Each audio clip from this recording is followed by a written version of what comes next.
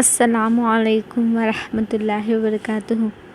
ترمذی کی احادیث ہے، ابو ذر رضی اللہ عنہ کی روایت ہے کہ آپ صلی اللہ علیہ وسلم نے فرمایا کہ جو کوئی بھی یہ دعا صبح فجر کی نماز کے بعد 10 بار اور مغرب کی نماز کے بعد 10 بار پڑھے گا، اس کے 10 گناہ مٹا دیے جائیں گے، 10 درجے بلند کیے جائیں گے اور 10 اچھے اعمال لکھے جائیں گے۔ یہ میں اردو اور انگلش ترجمے کے ساتھ بتانے جا رہی ہوں، میرا ویڈیو اینڈ تک دیکھیں۔ اعوذ باللہ من الشیطان الرجیم۔ میں پناہ مانگتا ہوں اللہ کی شیطان مردود سے۔ I seek refuge in Allah from Satan the accused one۔ بسم اللہ الرحمن الرحیم۔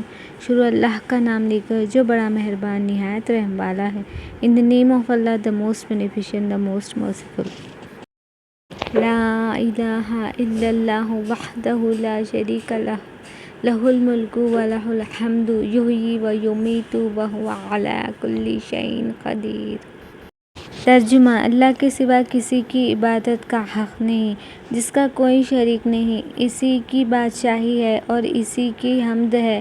وہی زندگی دیتا ہے اور وہی موت دیتا ہے اور وہ ہر چیز پر قادر ہے۔ None has the right to be worshipped but Allah alone, who has no partner. His is the dominion and His is the praise. He brings life and He causes death, and He is able to do all things.